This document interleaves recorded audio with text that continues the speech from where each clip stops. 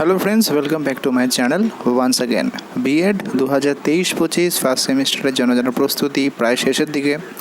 Next মান্থে আপনাদের পরীক্ষা এবং এর মধ্যে কয়েকটি প্রশ্ন এসেছে, আগেও এসেছিল যে কোন পেপারে ফার্স্ট সেমিস্টারে বেশিরভাগ ছেলে মেয়ে বা বেশিরভাগ ক্যান্ডিডেট বা বেশিরভাগ স্টুডেন্ট সাপ্লি পায়।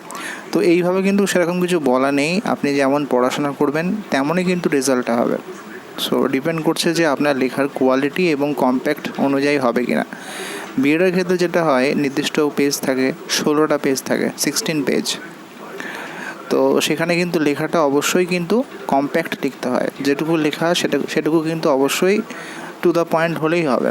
এমন নয় যে অত্যন্ত বেশি লিখলেই পাস হওয়া যাবে, তা নয়। তবুও এই প্রশ্নের উত্তরটা হচ্ছে এই যে ইউপিসি 1 বলে একটি পেপার আছে, যেটুকু দেখা গেছে আমার এক্সপিরিয়েন্স অনুযায়ী, সেই পেপারটাতে কিন্তু খুবই সহজ, কম নম্বরে পরীক্ষা, 25 নম্বরে পরীক্ষা হয় ইউপিসি 1-এ, একটু ডিফারেন্ট পেপার। তো এই পেপারটা কিন্তু আমি দেখেছি অনেকে একটু হয়তো ঠিক আছে অসুবিধা নেই, হয়ে যাবে, সাপ্লি পায়। তাই এই পেপারটা অবশ্যই দেখবেন ইউপিসি 1টা, যাতে এরকম সমস্যা না হয়। আরেকটি ব্যাপার, সেটি হলো যে কোর্স 5 যে আপনাদের পিপিটি রয়েছে, সেই পেপারটাতে একটু খেয়াল রাখবেন যাতে সমস্যা না হয়, পিপিটিগুলো যেন সমস্যা না হয় এবং এমন না হয় যে ম্যানেজ করে দেবো।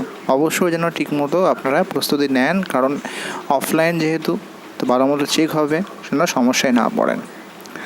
আর যদি আপনারা পরবর্তী ভিডিওতে চান যে কিভাবে আপনাদের ওএমআর সিট কীভাবে ফিল আপ করতে হয়, তো সেই নিয়ে যদি ভিডিও চান অবশ্যই জানাবেন।